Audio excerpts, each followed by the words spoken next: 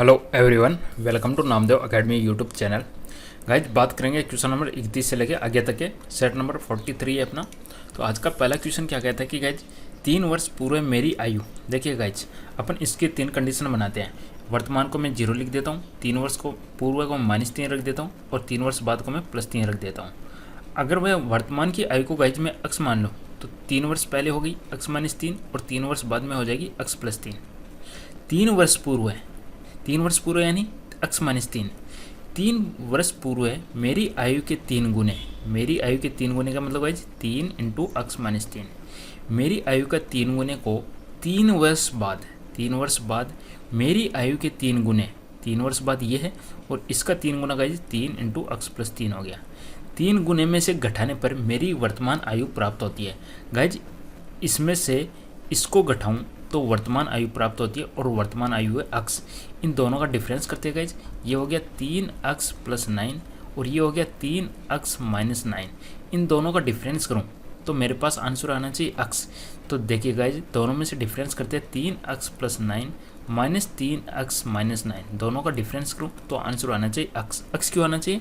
ये कह रहा है कि मेरी वर्तमान आयु प्राप्त होती है, तो वर्तमान आयु है इसकी अक्स। अब देख लेते हैं, सोल्व कर लेते हैं। 3 अक्स +9 -3 अक्स +9 बराबर अक्स। ओके गाइज, तो 3 अक्स से 3 अक्स कैंसिल हो जाएगा और 9 9 18 = अक्स। क्वेश्चन क्या पूछा गया गाइज? मेरी वर्तमान आयु ज्ञात कीजिएगा, तो उसकी वर्तमान आयु हो जाएगी 18 वर्ष। काफ़ी सिंपल क्वेश्चन है, आंसर हो जाएगा option number C. Next question 32 की बात करते हैं। इसमें से 32 क्या कहते हैं, सीरीज़ को अपने को कंप्लीट करनी है, इसका अपने क्या आंसर मिलेगा। डिफरेंस करके देखते हैं क्या आता है गाइज। देखिएगा, 16 में से 7 गए 9 और 7 में से 6 गए 1, 19 का डिफरेंस आता है।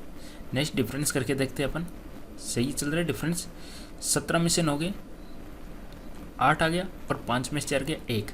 यहाँ पे डिफरेंस करते हैं, 9 में से 3 गए 6 हो गए और 4 में से 3 गए 3 हो गए, 4 में से 3 गया 1 हो गया। नेक्स्ट डिफरेंस करते गए 13 हो जाएगा। तो यहाँ पे नेक्स्ट क्या आएगा देखिएगा, 1 का डिफरेंस, 2 का डिफरेंस, 3 का डिफरेंस, 4 का डिफरेंस।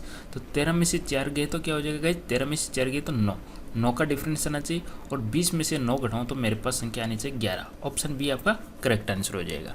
Next question number 33। देखिए ऑप्शन में आपको HCF बताना है इनका। HCF क्या होगा? तो गाइज अपन HCF कैसे निकालेंगे? HCF निकालने के लिए जो ऊपर वाली संख्या है उनका तो अपन HCF निकालेंगे। तो HCF तो किसका निकालेंगे गाइज? अपन निकालेंगे 36, 48 और 72, इनका तो अपन HCF निकालेंगे। नीचे अपन LCM निकालेंगे। LCM किसका निकालेंगे अपन? नीचे वाली संख्या होगी, यानी जो हर हो गया डिनोमिनेटर हो गया 75, 50 और 30, इनका अपन LCM निकालेंगे, तब अपने पास में आंसर आ जाएगा। ओके गाइज, इस क्वेश्चन को आप सोल्व कर लोगे। 36, 48, 72 इनका HCF क्या आएगा? देखिएगा, 36 का इसमें भाग जाता है, इसमें नहीं जाता। तो गाइज 12 का देखिएगा इसमें जाता है, 12 का इसमें जाता है, 12 का इसमें जाता है, तो ऊपर आ गया अपने पास में 12। नीचे LCM निकालिएगा, ऐसी संख्या ढूंढने की जिसमें सभी का भाग जाए। देखिएगा 75, 50, 30, इनका आंसर हो जाएगा 150। 150 में सभी का भाग जाता है, तो यहाँ पे अपना करेक्ट आंसर हो जाएगा option number C. Next question number 34 देखते हैं। सिंपल सा क्वेश्चन है, अच्छा क्वेश्चन है। चंद्रमा पर आवाज़ क्यों नहीं सुनाई जा सकती? चंद्रमा के ऊपर आवाज़ क्यों नहीं सुनाई देती? इसके पीछे का रीजन है ऑप्शन नंबर सी। चंद्रमा का कोई भी वायुमंडल नहीं होता और ध्वनि बिना किसी माध्यम की यात्रा नहीं कर सकती। अगर साउंड वेव जो होती है उनको गमन करने के लिए, उनको एक स्थान से दूसरे स्थान तक जाने के लिए किसकी आवश्यकता होती है? मीडियम की आवश्यकता होती है। मीडियम की आवश्यकता किसको नहीं होती गाइस? जो अपनी इलेक्ट्रोमैग्नेटिक वेव जो होती है इनको मीडियम की आवश्यकता नहीं होती है, ध्यान में रखना, ठीक है। और अपनी जो भी ध्वनि तरंगे होती है उनको अपने को मीडियम की जरूरत होती है। तो यहाँ पे अपना करेक्ट आंसर हो जाएगा ऑप्शन नंबर सी। चंद्रमा पर आवाज़ क्यों नहीं सुनाई देती? क्योंकि चंद्रमा के ऊपर वायुमंडल नहीं होता और ध्वनि का एक स्थान से दूसरे स्थान तक जाने के लिए माध्यम की जरूरत है। क्वेश्चन नंबर 35 की बात करते हैं। सीरीज को कंप्लीट करनी है, क्या रिलेशन लगेगा इसके अंदर? तो गाइस 19/2 21 और 21/2 23, तो आंसर हो जाएगा ऑप्शन नंबर बी, ठीक है। इसी प्रकार से 16 में से 2 गई 14 और नेक्स्ट टर्म इसके आ जाएगी 12। तो इसके आगे की जो टर्म्स बनेगी, एक तो बनेगी 23 और नेक्स्ट बन जाएगी यहाँ पे 12। 19/2 21/2 23, 16 में से 2 गए 14, 14 में से 2 गए 12। तो यहाँ पे ये पूछा गया तो आंसर हो जाएगा ये। नेक्स्ट क्वेश्चन की बात करते हैं, क्वेश्चन नंबर 36। 36 क्या कहता है देखिएगा, संविधान के अनुच्छेद 78 में निम्न में से किसका वर्णन किया गया है? अनुच्छेद 78 के बारे में गाइज यहाँ से आपसे पूछा गया है। राष्ट्रपति की शक्तियों से संबंधित क्वेश्चन है। तो गाइज अनुच्छेद 78 की बात करें तो 78 में ऑप्शन नंबर सी आपका करेक्ट आंसर हो जाएगा। प्रधानमंत्री के सरकार के फैसलों देखिएगा प्रधानमंत्री, अठंतर किससे संबंधित है गाइज, प्रधानमंत्री से। प्रधानमंत्री के सरकार के फैसलों और नीतियों के बारे में राष्ट्रपति को अवगत रखने के कर्तव्य से संबंधित है। ओके गाइज, देखिएगा मंत्रिपरिषद से संबंधित कौन सा आर्टिकल है, प्रधानमंत्री से संबंधित हो गया ये। और गाइज मंत्रिपरिषद से संबंधित क्वेश्चन पूछे तो आर्टिकल 76। ओके गाइज, अब संसद से संबंधित बात करें तो संसद से संबंधित आर्टिकल पूछे आपसे तो आर्टिकल 86 सभी राष्ट्रपति की शक्तियों से संबंधित है। देखिएगा 78 हो गए प्रधानमंत्री के सरकार के फैसलों और नीतियों के बारे में राष्ट्रपति को अवगत रखने से है। 74 गाइज राष्ट्रपति की मंत्रिपरिषद से जानकारी मांगने की शक्ति है। और 86 आर्टिकल है संसद को सलाह संबंधी संदेश भेजने की राष्ट्रपति की शक्ति। और ये जो आर्टिकल 1 है ये है मोस्ट इम्पोर्टेंट आर्टिकल, राष्ट्रपति की आपातकालीन शक्तियाँ। अब गाइज राष्ट्रपति की आपातकालीन शक्तियाँ जैसे कि एक तो होगी नेशनल आपातकाल हो गया, एक हो गया स्टेट केंद्र हो गया, एक हो गया फाइनेंशियल यानी वित्तीय आपातकाल। यदि नेशनल इमरजेंसी लगानी है तो आर्टिकल 356 लगेगा। ओके गाइज, यदि किसी राज्य के अंदर कोई सरकार बनाने में फेल हो जाता है तो ये इसके अंदर गाइज 352 होता है, नेशनल के अंदर 352 होता है। और सरकार बनाने के अंदर कोई फेल हो जाता है तो राष्ट्रपति 356 का यूज करता है। और वित्तीय आपातकाल लगाना है तो गाइज 360। तो ये मोस्ट इंपॉर्टेंट है, ऑप्शन नंबर ए ध्यान में रखिएगा। 352 है राष्ट्रीय आपातकाल के लिए, 356 है राज्यों के अंदर आपातकाल के लिए, और 360 है गाइज वित्तीय आपातकाल के लिए। नेक्स्ट क्वेश्चन की बात करेंगे गाइज, वीडियो को लाइक शेयर कर दीजिएगा। क्वेश्चन नंबर 37, इसमें अपन किस तरीके से सोल्व करेंगे, वर्ड मास रूल लगाएंगे। और वर्ड मास रूल के अंदर सबसे पहले अपन गाइज बार देखेंगे, वी बोलते अपन गाइज वर्णिकुलम को, वर्णिकुलम बार है क्या है, कहीं पे भी नहीं है। ओके, ओप देखते हैं, ओप कहीं पे भी है नहीं है। उसके बाद में गाइज अपन सोल्व करते हैं ब्रैकेट को, ठीक है, वर्णिकुलम और ब्रैकेट देखिएगा, इसको सोल्व कर लेते हैं अपन। 2 दूनी 4, 4 और 5 20, तो गाइज ये हो गया 20। तो अब इस ब्रैकेट को सोल्व करते हैं, 20 भाग 20 माइनस 5, 20 का 20 में भाग गया एक बार, और 1 माइनस 5 हो जाएगा आपका -4, और -4 हो जाएगा तो -10 में -4 का भाग दे लेते हैं, -10 भाग -4, माइनस माइनस कैंसिल, 10 में 4 का भाग चला जाएगा 2.5। तो यहाँ तक अपने सोल्व हो चुके 2.5 मल्टीप्लाइड बाई 8 -2। इसको सोल्व करते हैं तो ये कितना हो जाएगा गाइज, 25 8 200 यानी 20 -2 यानी 18 आपका करेक्ट आंसर हो जाएगा option number D. Okay guys, answer देख ले, इसका आंसर आएगा ऑप्शन नंबर डी। ठीक है, इसी प्रकार से गाइज ये सिंपल सा क्वेश्चन है, ये आप लोगों के लिए छोड़ रहा हूँ मैं, जो काफ़ी सिंपल क्वेश्चन है उनको आप सोल्व करने की कोशिश कीजिएगा। ठीक है, इसमें कुछ नहीं करना, ऑप्शन के अकॉर्डिंग जाना है, प्लस और माइनस के चिन्ह को चेंज करना है। जैसे ये प्लस है तो ये माइनस कर देना है, ये माइनस है तो इसको प्लस कर देना है। और 8 और 6 को चेंज कर देना है, जहाँ पे 6 है वहाँ पे 8 रख दीजिएगा, और जहाँ पे 8 है वहाँ पे 6 है। ठीक है, देखिएगा 12 में से 8 गए 6, और 6 12। इस तरीके से आपको एक एक ऑप्शन करके 12 में से 8 गए तो 4 बचते हैं, और 4 और 6 10। इस तरीके से आपको सोल्व करना है। नेक्स्ट क्वेश्चन नंबर 39 की बात करते हैं। अवतल लेंस के प्रकाश के केंद्र से होकर गुजरने वाली प्रकाश की किरण अपवर्तन के बाद कहाँ से निकलेगी। अच्छा क्वेश्चन है, इंपॉर्टेंट क्वेश्चन है। सबसे पहले लेंस बनाते हैं,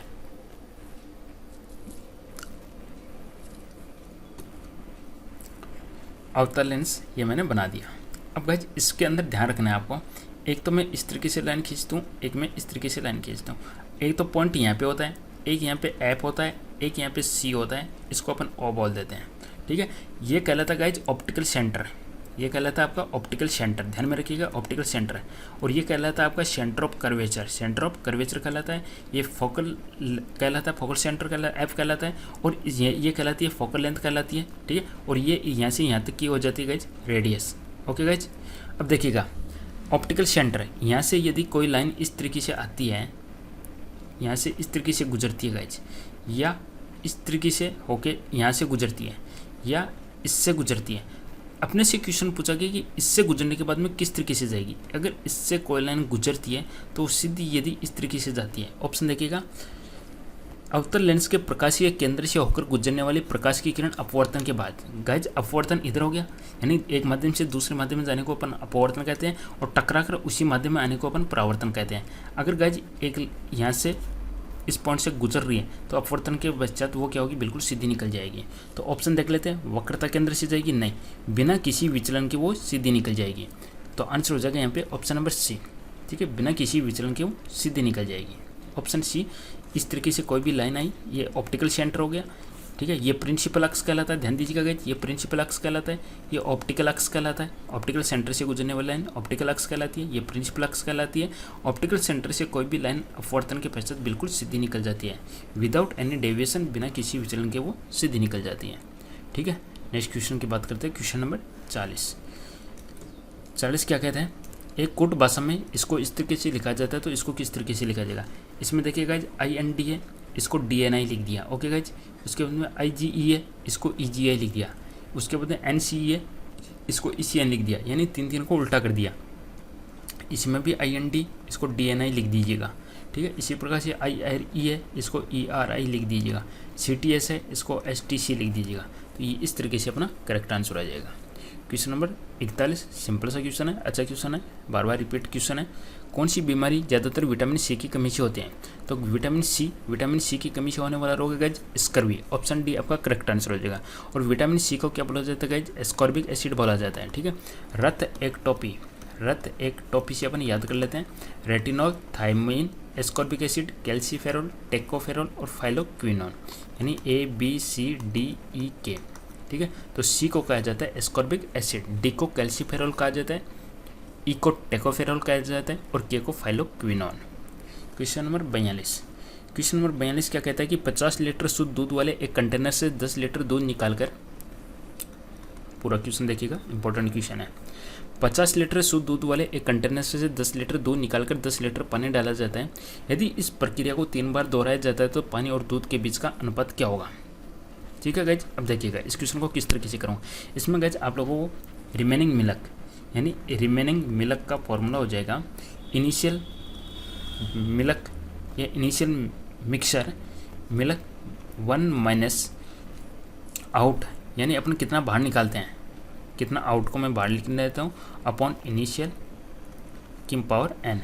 अब देखिएगा कितना दूध बचेगा लास्ट में, एंड में कितना दूध बचेगा। इनिशियल प्रारंभ में आपके पास में कितना था, रिमेनिंग मिल्क कितना बचेगा। इनिशियल मिल्क आप लोगों के पास में था 50 लीटर, ओके गाइज। 1 माइनस आपने कितना बाहर निकाला, आपने निकाला 10। इनिशियल कितना था, इनिशियल था 50। एन का मतलब ये प्रोसेस आपने कितनी बार दोहराई, 3 बार दोहराई। तो इसको सोल्व कर लेते हैं। तो 50 × 50 माइनस 10 यानी 40/50 की पावर n 3, 0 कैंसिल हो जाएगा। ये हो जाएगा गाइज 50 × 4 की पावर 3, यानी 4 × 4 × 4 अपॉन में 5 × 5 × 5। तो गाइज 25 का भाग इसमें गया 2 बार, ओके गाइज। इसको अपन सोल्व करें तो क्या बनेगा अपने पास में, 4 चौक 16, 16 चौक 64।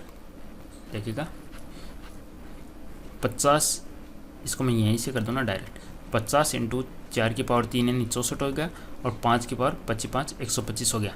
25 का 2 बार गया, 25 का 5 बार गया, ये हो गया 128/5। ओके गाइज, यहाँ पे भी यही आ रहा है, 128/5 आ गया। ठीक है। अब देखिएगा 128/5 क्या है, रिमेनिंग मिल्क, यानी लास्ट में दूध कितना बचा गाइज, दूध बचा आपके पास में 128/5। तो पानी कितना है, टोटल था 50 में से दूध घटा देते हैं 128/5, तो ये हो जाएगा 25 यानी 250 माइनस 128/5। ये कितना बचेगा गाइज, 50 में से 28 गए 122/5 आपके पास में पानी बचेगा। क्वेश्चन पूछा है पानी और दूध के बीच का अनुपात बताइएगा। तो पानी है 122/5, तो 122/5 तो आपका पानी हो गया। दूध आए 128/5, 5 से 5 कैंसिल हो जाएगा, 2 का भाग इसमें चला जाएगा 61 और 2 का भाग इसमें चला जाएगा 64। आंसर आ जाएगा ऑप्शन नंबर ए। क्वेश्चन समझ में नहीं आए तो आप दोबारा से इसको देख सकते हो, क्वेश्चन इंपॉर्टेंट है, इसमें एक फॉर्मूले का आपने यूज किया है। नेक्स्ट क्वेश्चन नंबर 43 की बात करते हैं। 43 नंबर क्वेश्चन कहते हैं, ये तो सिंपल क्वेश्चन है, इसमें कुछ नहीं करना है, इस तरीके से लाइन खींच देते हैं। बाकी देखिएगा ये डार्क है तो इसके सामने बिल्कुल डार्क आ जाएगा, और इसके सामने सेम पोजीशन ये आ जाएगी, क्योंकि ये दोनों सेम पोजीशन है तो ये दोनों सेम पोजीशन आ जाएगी। जो भी ऑप्शन होगा वो अपना करेक्ट आंसर हो जाएगा। ओके गाइस, नेक्स्ट क्वेश्चन की बात करते हैं। क्वेश्चन नंबर 44 क्या कहते हैं, देखिएगा 44 कहता है कि सभी मछलियाँ पक्षी हैं। पहला कहता है सभी मछलियाँ पक्षी हैं, जितनी भी मछलियाँ हैं वो सभी की सभी पक्षी हैं। तो इसका मैंने इस तरीके से बना लिया।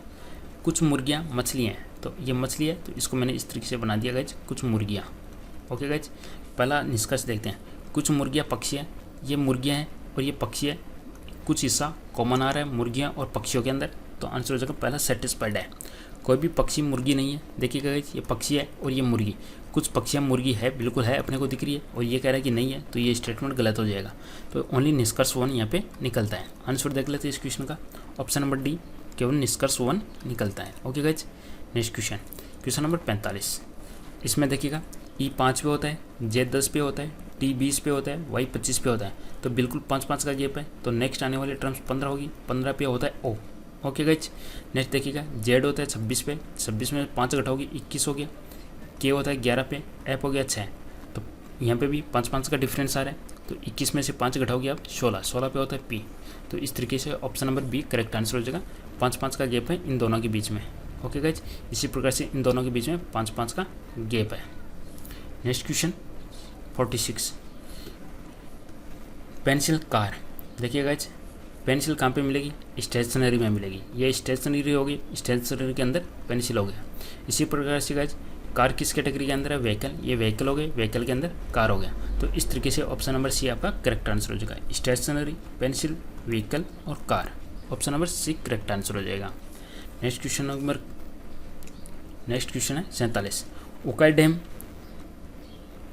किस नदी के ऊपर स्थित है?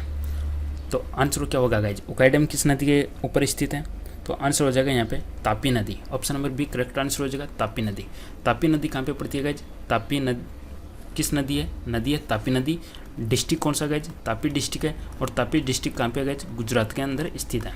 ओके गाइज, तापी नदी के किनारे स्थित शहर कौन सा है? नदी के किनारे स्थित शहर बात करें तो अपन आंसर हो जाएगा अपना सूरत। सूरत तापी नदी के किनारे स्थित है। बाकी और देख लेते हैं गाइज इंपॉर्टेंट और कौन से हैं। अगर अपन बात करें तो नर्मदा, नर्मदा के ऊपर कौन कौन से डैम है देख लीजिएगा। मैं आपको बता रहा हूँ, बरगी, एक तो है बारगी डैम, एक बात करें तो इंद्र सागर है, एक बात करें तो ओमकारेश्वर है, और एक है सरदार सरोवर। ये इंपॉर्टेंट है। सरदार सरोवर डैम किस नदी के किनारे स्थित है? सरदार सरोवर डैम है नर्मदा नदी के किनारे स्थित है। सरदार सरोवर किस स्टेट के अंदर है? गुजरात के अंदर है। जो स्टैचू ऑफ यूनिटी है वो कहाँ पे बनी हुई है? सरदार सरोवर डैम के पास में स्थित है। वहाँ पे एक केवड़िया गाँव है, वहीं पे है। ओके गाइज, ये इंपॉर्टेंट है। सरदार सरोवर डैम किस नदी पे? नर्मदा। बाकी ये जो बारगी, इंद्र सागर, ओमकारेश्वर, ये सभी के सभी महाराष्ट्र में, मध्य प्रदेश के अंदर स्थित है। ओके गाइज, कृष्णा की बात करें तो इसके ऊपर जो डैम स्थित है, एक तो है नागार्जुन सागर, श्रीशैलम और तुंगभद्रा। नागार्जुन सागर, श्रीशैलम, तुंगभद्रा कृष्णा नदी पे स्थित है। ठीक है, गोदावरी पे ज़्यादा इंपॉर्टेंट कोई डैम नहीं है, तो आपको ये ध्यान में रखना है। कृष्णा के ध्यान में रखना है गाइज, नागार्जुन सागर, श्रीशैलम और तुंगभद्रा। नेक्स्ट क्वेश्चन की बात करते हैं, 48 नंबर क्वेश्चन। देखिए ऑप्शन में से ऑड बताइएगा। देखिएगा, इसमें 3 का भाग जाता है, 13 का भी भाग जाता है, ये नहीं ये विभाज्य है। इसमें भी 3 13 का भाग जाता है, इसमें भी 3 का भाग जाता है, इसमें किसी भी संख्या का भाग नहीं जाता। आंसर हो जाएगा option number A. Question number 49, उसमें ऊर्जा उत्पन्न करने के लिए जलाए जाने वाले पदार्थों को क्या कहा जाता है? तो आंसर हो जाएगा ऑप्शन नंबर सी, ईंधन। देखिएगा, थर्मल पावर प्लांट है अपने पास में, जिसमें अपन क्या करते हैं, अपने को हीट एनर्जी चाहिए, उष्मा चाहिए, स्टीम चाहिए, तो अपन उसके अंदर कोयले का यूज करते हैं। लकड़ी को जला के कोयला मिलता है, कोयले से अपन ये मिलता है, तो ये किसका यूज करके अपन बनाते हैं? तो आंसर हो जाएगा ईंधन का यूज करके। उसमें ऊर्जा उत्पन्न करने के लिए जलाए जाने वाले पदार्थों को क्या कहते हैं? ईंधन कहा जाता है। क्वेश्चन नंबर 50, किसी वाष्पशील घटक को उसके गैर वाष्पशील विलय से पृथक करने के लिए निम्न में से किस विधि का उपयोग किया जाता है? देखिए गाइज, वाष्पशील होता है, इसको इंग्लिश के अंदर बोला जाता है वोलेटाइल कंपोनेंट। वाष्पशील को वोलेटाइल कंपोनेंट बोला जाता है। गैर वाष्पशील को इंग्लिश के अंदर बोला जाता है नॉन वोलेटाइल। ठीक है, इनको पृथक करने के लिए हमेशा अपन इवेपोरेशन का यूज किया जाता है, वाष्पीकरण का यूज किया जाता है। जैसे कोई भी पदार्थ है, उसको यदि अपन गर्म करेंगे या हीट करेंगे, जैसे कि सपोज कोई भी ले लीजिएगा, पेट्रोल वगैरह ले लीजिएगा, कपूर वगैरह ले लीजिएगा, इनको यदि आप हीट करोगे तो इनका जो वोलेटाइल कंपोनेंट होगा वो बिल्कुल भाप के रूप में, गैस के रूप में निकल जाएगा, और उनको अपन कलेक्ट करके अपने जो भी पदार्थ है उसको अपन सेपरेट कर सकते हैं। जितने भी वाष्पशील घटक है उनको अलग करने के लिए अपन वाष्पीकरण का यूज करते हैं। ऑप्शन नंबर डी आपका करेक्ट आंसर हो जाएगा। नेक्स्ट क्वेश्चन नंबर 51 क्या कहते हैं? 300 मीटर लंबी रेलगाड़ी एक प्लेटफॉर्म को 39 सेकंड में पार करती है और एक खंबे को 18 सेकंड में पार करती है। प्लेटफॉर्म की लंबाई बताइएगा। तो गाइज, ये तो यहाँ पे एक खंबा है और एक यहाँ पे प्लेटफॉर्म है। ठीक है, प्लेटफॉर्म को पार करने में 39 सेकंड लेती है। ओके गाइज, और खंबे को पार करने में 18 सेकंड लेती है। ठीक है। प्लेटफॉर्म की लंबाई बताइएगा, प्लेटफॉर्म की लंबाई आप अक्स मान लीजिएगा। यहाँ पे ट्रेन आ रही है, ट्रेन की लंबाई है 300 मीटर। ओके गाइज, यहाँ पे ट्रेन आ रही है, ट्रेन की लंबाई है 300 मीटर। गाइज देखिएगा यहाँ पे फिक्स क्या चीज़ है, दूरी, चाल और समय। फिक्स क्या चीज़ है गाइज, समय अलग अलग है, चाल, दूरी देखिए यहाँ पे 300 मीटर है और यहाँ पे दूरी अलग हो जाती है, अक्स और जुड़ जाता है। तो अपन क्या कर लेते हैं गाइज, चाल को बराबर ले लेते हैं। इस कंडीशन के अंदर चाल क्या होगी और इस कंडीशन के अंदर चाल क्या होगी, दोनों को बराबर कर लेते हैं। चाल बराबर हो गया दूरी बटे समय। यहाँ पर दूरी है गाइज 300 बटे समय ले रहा है 18 सेकेंड।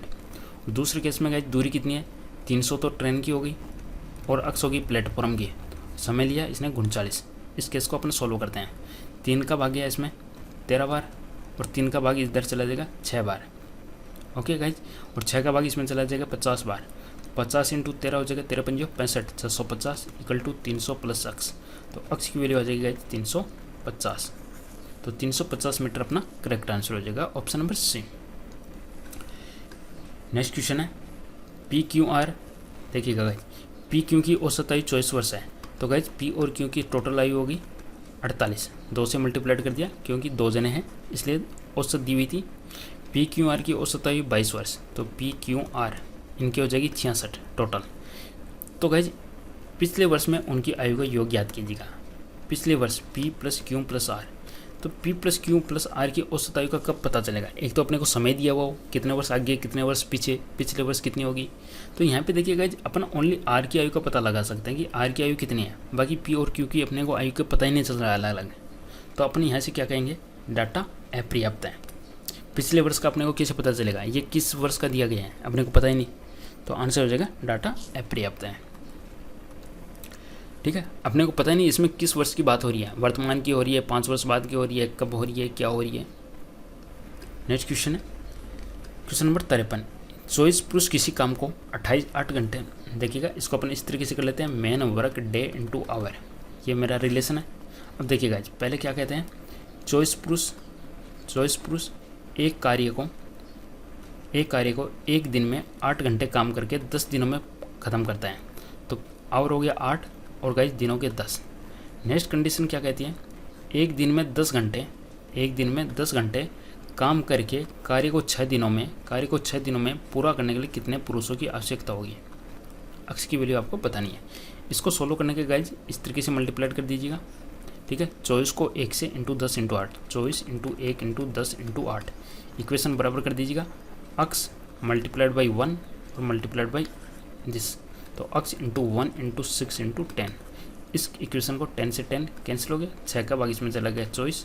तो आंसर हो जाएगा guys 8 into 4 32। Option number B correct answer हो जाएगा। Next question number 54। राइबोफ्लेविन क्या है।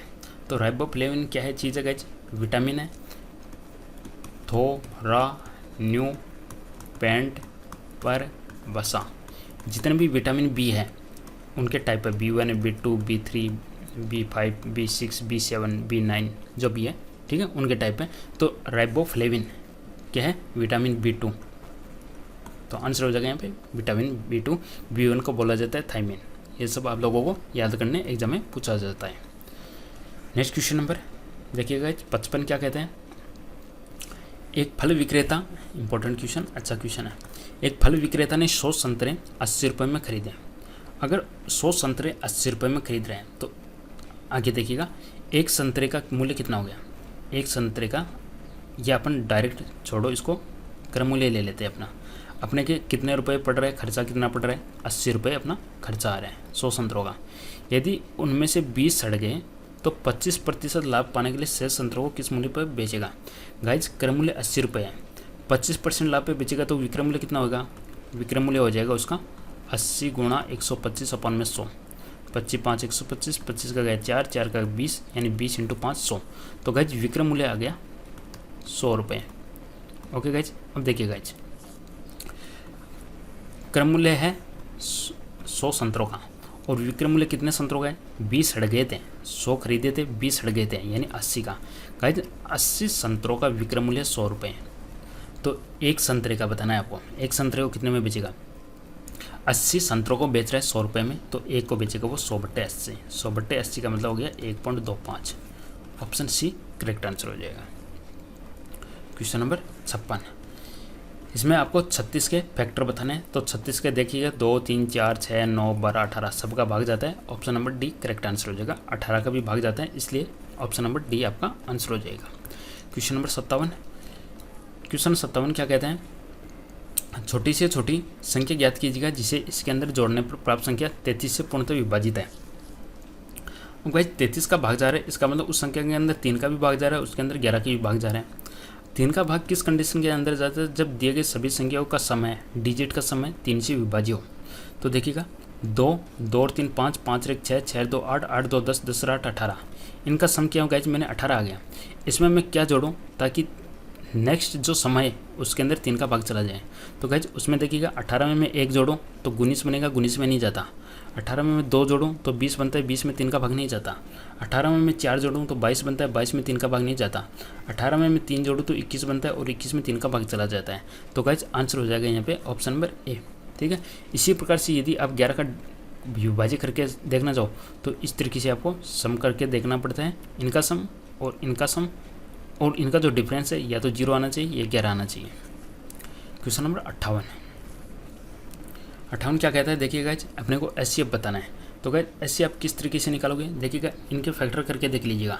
यहाँ पे आप देखोगे -4 और ये इनके फैक्टर करके देखिएगा, इसके फैक्टर करके देखिएगा, इनमें से कोई कॉमन आता है क्या, कोई कॉमन आता है कोई भी संख्या। ठीक है, भाग विधि से तो अपने दिख रहे साफ साफ दिख रहे हैं, भाग विधि से तो अपने को भाग नहीं जा रहा पूरा पूरा। ठीक है, देखिएगा इसका इसमें भाग पूरा पूरा नहीं जा रहा है, क्योंकि यहाँ पे भी t² है, यहाँ पे भी t² है और यहाँ पे भी t² है। तो अपने को ऐसा कोई केस देखने को नहीं मिल रहा कि इनके कोई फैक्टर बनेंगे। बाकी आप चाहो तो गुणनखंड करके देख सकते हो, इसके गुणनखंड बनेंगे t-1 और t+1, इसका कोई सिंपल फैक्टर नहीं बनेगा। और इसका आप करके देखो तो ये देखिएगा -4 और ये 3 गुणा करो तो -4, तो t² -4t + t -4, तो t-4 और +1 t-4, तो t-4 और t+1। अब गाइस इसके कोई फैक्टर नहीं बन रहे हैं अपने पास में सिंपल फॉर्मेट में, तो अपन क्या कहेंगे, इनका एचसीएफ आ रहा है ओनली 1।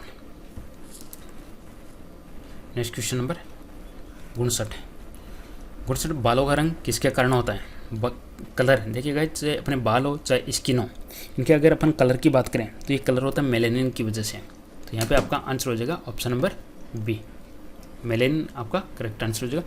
अगर स्किन या हेयर कलर पूछे, कलर होता है गाइस मेलेनिन की वजह से। कैरोटीन किसके अंदर पाए जाते हैं, कैरोटीन स्किन के अंदर पाया जाता है, और फ्रूट की बात करें तो गाइस गाजर के अंदर पाया जाता है। ठीक है, और केराटिन की बात करें तो केराटिन किसके अंदर पाया जाता है, अपने जो भी नाखून हो गए, बाल हो गए, सींग हो गए, उनके अंदर पाया जाता है। पेप्टिन की बात करें तो गाइस ये सेल वाल होते हैं, कोशिका भित्ति, उसके अंदर पाया जाता है। क्वेश्चन नंबर 60 की बात करते गए, 4-5 क्वेश्चन हो रहे हैं इस पेपर में अपने पास में, इनका औसत ज्ञात कीजिएगा। तो औसत आप लोगों के लिए छोड़ रहा हूँ, औसत ज्ञात करने के लिए किस तरीके से ज्ञात करना है, सबका सम कर लीजिएगा, और सम सबसे पहले आपको सबका सम करना है। ओके गाइज, सम करने के बाद में औसत निकालना है, तो 4 का भाग दे दीजिएगा। 4 संख्या 1 2 3 4, 4 का भाग दे दीजिएगा, आपके पास में आंसर आ जाएगा। क्वेश्चन 61, निम्न में से कौन सा संगीत वाद्य यंत्र ध्वनि को सभी दिशाओं में फैलाए बिना किसी विशेष दिशा में भेजने के लिए डिजाइन किया गया है। देखिएगा सभी दिशाओं में नहीं फैलनी चाहिए, ओनली एक ही दिशा के अंदर। कीबोर्ड तो नहीं हो सकता, गिटार, वायलिन, ये सभी दिशाओं के अंदर फैलाते हैं।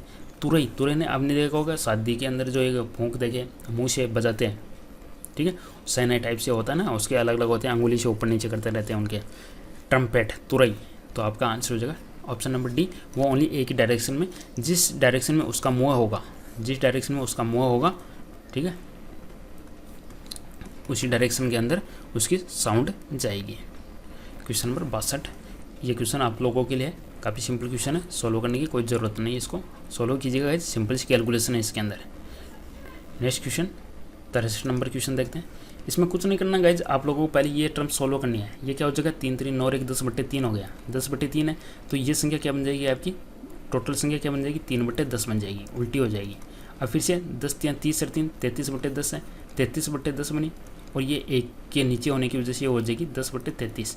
इस तरीके से आपको पूरा सोल्व करना है, ठीक है। कुछ क्वेश्चन सोल्व करने की कोशिश कीजिएगा जो काफ़ी सिंपल है। नेक्स्ट क्वेश्चन है गाइज, देखिएगा, जूल वर्क, वर्क की यूनिट होती है जूल, तो वाट किसकी यूनिट होती है, रेजिस्टेंस की होती है ओम, ठीक है, दाब की होती है पास्कल, ठीक है। बल की होती है न्यूटन, पावर की होती है शक्ति, तो ये वाट किसकी है? पावर की। ऑप्शन नंबर बी आपका करेक्ट आंसर हो जाएगा। पावर की यूनिट होगी शक्ति, पावर की यूनिट होती है वाट। ओके गाइज, तो यहाँ पे आपका ऑप्शन बी करेक्ट आंसर हो गया। कार्य करने की दर को बोलते हैं शक्ति, और कार्य करने की क्षमता को बोला जाता है गाइज ऊर्जा। क्वेश्चन नंबर 64 की बात करते हैं गाइज। देखिएगा 64 क्या कहता है गाइज, इसमें आपके पास में देखिएगा एक कंडीशन पे तो वो 8% पे इन्वेस्ट कर रहा है, ओके गाइज, और एक कंडीशन पे वो 18% पे इन्वेस्ट कर रहा है, ठीक है, और उसको टोटल 10% का लाभ होता है। क्वेश्चन कह रहा है कि टोटल निवेश की गई राशि ज्ञात कीजिएगा। इसको मैं मिक्स इससे कर लेता हूँ। 10 में से 8 गए 2, 18 में से 10 गए 8, तो वो राशि है 8:2 के अनुपात में, तो 16 करूँगा तो 4:1 के अंदर। अब गाइज इस केस के अंदर वो 16,000 यानी पहले केस के अंदर 16,000 का निवेश करता है, तो गाइज 4 की वैल्यू 16 कर दूँ, 16 तो ए की वैल्यू होगी 4,000। क्वेश्चन पूछा गया टोटल, टोटल कितना है गाइज 4 1 5, टोटल हो गया 5, तो 5 × 4 20,000 आपका आंसर हो जाएगा। देखिएगा गाइज इसमें कुछ नहीं है, ये कह रहा है कि एक वर्ष के लिए 8% साधारण ब्याज पर इतना का निवेश करता है, और समान अवधि के लिए 18% साधारण ब्याज पर दूसरा निवेश करता है, और टोटल उसको 10% का लाभ प्राप्त होता है। निवेश की गई राशि ज्ञात कीजिएगा। तो इसमें कुछ नहीं किया गया गाइज, 8% ले लिया मैंने, 18% ले लिया, बीच में मैंने 10% कर दिया। ये पहला केस है, और पहले केस के अंदर वो 16,000 रुपये इन्वेस्ट करता है। ये दूसरा केस है, दूसरे केस का मेरे को पता नहीं क्या है, तो इसका 16 कर दिया। 10 में से 8 गए 2, 18 में से 10 गए 8, सिंपल किया मैंने, 4:1 हो गया, और 4 की वैल्यू दे रखी है 16,000, 4 की वैल्यू होगी 16,000। टोटल पूछा है तो टोटल हो गया 5, तो 5 की वैल्यू हो गई 20,000। ओके, नेक्स्ट क्वेश्चन नंबर 65, इसको सोल्व करना है। ये लास्ट क्वेश्चन है गाइस, पूरा क्वेश्चन भी अपने पास में नहीं है इस पेपर का, तो इसको अपन देख लेते हैं। 256 का होता है 16 का, और 16 और 65 हो गए 81, 81 का हो गया 9, ठीक है। 9 और 27 होता है 36, 36 का हो गया 6, तो इसकी जगह हो गया 6, 10 6 16 हो गया, 16 का हो गया 4, तो इस क्वेश्चन का आंसर हो जाएगा 4। ओके गाइज, तो सेशन को यहीं पे समाप्त करते हैं। वीडियो को लाइक कीजिएगा, चैनल को सब्सक्राइब कीजिएगा, ठीक है। Thank you for watching.